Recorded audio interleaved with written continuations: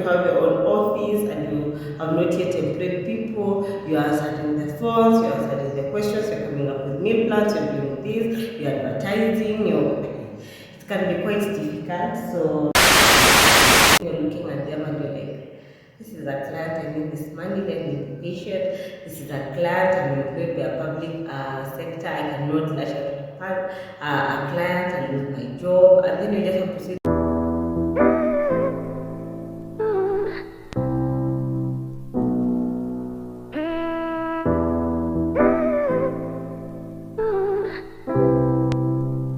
so guys, here are 10 Q&A about challenges faced by nutritionists. I'm going to be answering them by my own experience. So welcome to today's episode, being a Tuesday's Nutrition Talk series. My name is Charity, a certified nutritionist. Question, which is, what is the most challenging part about being a nutritionist? I feel like I've answered this question so many times, but I will not get answering it to you guys until you get to understand. When you choose to be a nutritionist, you have to really have a tough heart. Yeah, so what I can say is some of this myth and misconception, especially about carbohydrates, that is the most difficult aspect of teaching people about or educating people about what nutrition is people have vilified carbohydrates and fats, and trying to convince them otherwise is the most difficult thing a nutritionist can ever go through. You're telling someone your body needs carbohydrates, just the amount of portion you're eating, the quality of carbohydrates you're eating and all that, but people still think carbohydrates are the evil. They exclude carbohydrates from their diet, they don't take fats, they don't do what, and then at the end of the day, when the damage is done from all these fat diets, they come back to you, and then you have to start correcting it from ground up. So guys, if you need proper information, there are nutritionists online, on LinkedIn, on Instagram, on TikTok, on YouTube. You can get a lot of helpful information about what some of these nutrients are and their benefits in our second challenge Q&A I'll answer is, how do you deal with clients who don't see immediate results? And this especially in terms of weight loss. I feel like people just want to do and magically the weight is gone. People don't want to put in the work. People don't want to work hard to lose the weight. Eating, yes, but losing it's quite difficult. So how I go about with such clients is, I always tell them patience and commitment, dedication and discipline. Patience, commitment, dedication and discipline. First of all, you have to be patient with yourself. You have to accept and then start working from there, because once you don't accept, you're going to be going through all these shortcuts I see online, and then most of the time these shortcuts are never sustainable to you as a person, especially if you don't have the resources to sustain the quick weight loss. No, so for me, what I always tell them is just those four key pillars. Always be patient with yourself, commit to the meal plan or the strategy the nutritionist has for you. Discipline, be disciplined enough to follow what the nutritionists say. And then what is the last one? I've already forgotten about it.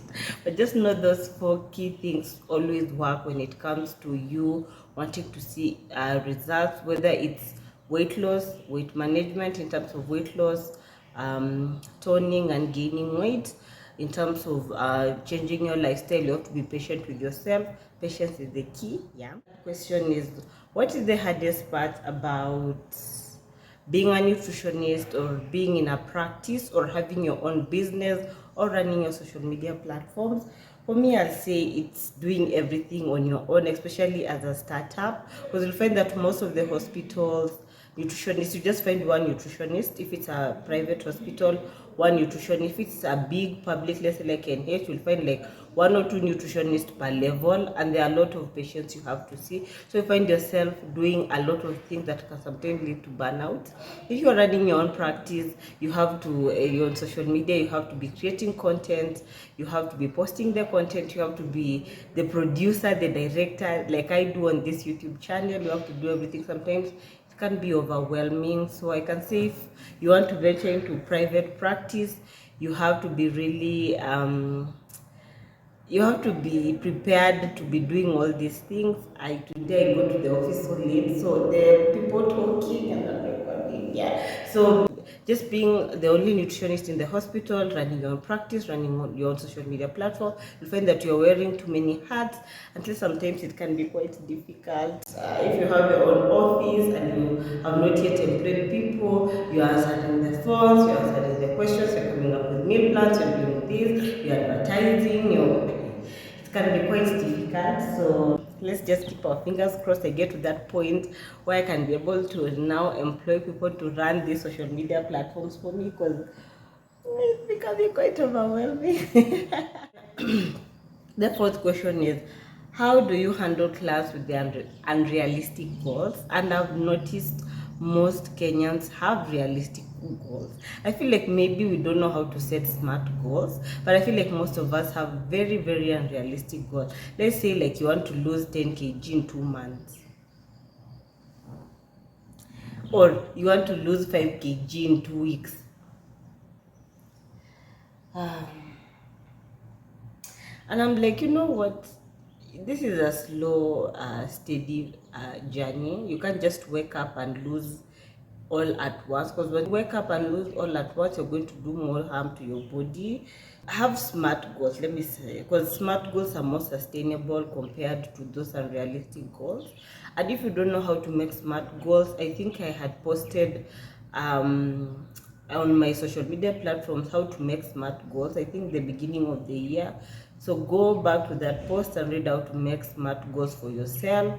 Break that long-term goal into very short-term goals that are very manageable for you, that will be more sustainable than just waking up and saying I want to lose 5 kg by next week, and you cannot. You are a diabetic, and you've just been told you have diabetes, and then you want to do everything all at once to regulate your sugar so that you can stop taking the medication. Or you want to start eating healthy, and you're coming from like binge eating these unhealthy foods. You want to change your habits. It's a long, steady journey. You just can't wake up and make these unrealistic goals, and then when you don't achieve them, you start saying, oh, this nutritionist gave me this and it did not work. This nutritionist, they don't know what they're doing. This nutritionist, and then you start vilifying us for your unrealistic goals.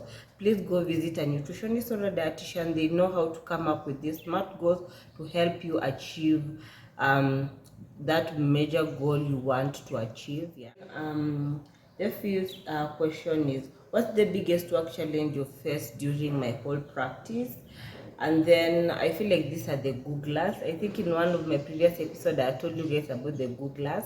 Like someone goes and Googles, like I saw this on the internet, I saw this on social media, I saw this on TikTok and it worked for this person. I saw this on social media, I read this. So someone is schooling you over something you went to school to do, and then you're looking at them and you're like, this is a client, I need this money, let me be patient. This is a client, I'm employed by a public sector, I cannot lash out at a client and lose my job. And then you just have to sit there and listen to someone schooling you. And half the time, people take out of context these things they read on social media, I mean on the internet, the Google. So the Google will just give you, sometimes I feel like Google gives you what you want to hear, or it exaggerates, especially if you're having these signs and symptoms, and then you go and Google them. It just takes you to the worst case scenario, and then I feel like doctors also face this same challenge. And then the sixth question is, how do you manage your time between, especially if you're in the public or private practice and you still have your own consultation, how do you manage, or you run your social media platform, you're doing virtual or online consultation and all that. So I feel like with this, I feel like this is another episode point, because I feel like juggling all these things sometimes can be overwhelming. So for me, what I do is I plan. And I think, one of my mental health self-care episodes before I settled down to making this YouTube episode the way it is, I had given you time-saving apps. For me, what I do, I know people say AI. For me, I use AI a lot. AI helps me plan, because I don't have a content manager, but I'm looking very soon to have one. I just prompt it to schedule my content for me, and then that is where I start now creating content from it. If I have a client, I have my Google Calendar. I just schedule the client this particular time. I have my work I have to schedule. So it's just all about scheduling and planning, so that you don't feel that burnout. Sometimes if you don't plan, you can feel overwhelmed because you'll have a lot of things to do. What has been the toughest class situation you've ever handled? And I feel like for me, the toughest is people who have this notion in their head about a particular food group. Yeah, fats. Telling someone, oh, fats are not bad, it just depends on the quality of fats you're eating, on the amount of fats you're eating. Someone is like, no, they told me fats are bad. It was so challenging because it took me like 2 to 3 days to actually get through that person and convince them, like, you as a woman, you still need fats because of our hormones. You as a human being, you still need fats because some of the fat soluble vitamins are transported through the fat medium, so you cannot exclude fat from your diet. Yeah, they reserve sometimes during those long starving hours. The body uses that fat as source of energy. So I feel like there's just patient education or client education that us nutritionists need to do. Yeah, I feel like that was the most challenging, apart from someone who does not have appetite, having sores in their mouth, and just trying to work your way around how they're going to feed and how you're going to improve their nutrition before they go for a major surgery. It was quite difficult. And another question is, how do you deal with professional burnout? I'm yet to answer this question because I'm also struggling up to now in my new job, how to handle professional burnout. Sometimes I feel like I have, and then I lash out at someone, and then I'm like, you know what, you're having a burnout, just relax, take a break. So for me, what I do is I do a lot of nature walks, I do a lot of journaling, I do a lot of I used to do a lot of yoga and stretch. I want to go back to that. But for me, what has really helped me is just doing my nature walks and journaling. I have a lot to write. I love to write, so I journal a lot. And how do you manage keeping up with the nutrition trends while sticking to evidence-based information? Reading. You have to love to read. For me, I read a lot. I go to Google Scholar, I go to these articles. Since I'm still a master's student, I still have to read and read and read because of my research. So this has fostered a culture of me keeping up with everything that is happening in the nutrition. On LinkedIn, they're always sharing conferences, webinars. If I have time on the Nutrition Academic group, they share links to this professional webinars, professional conferences.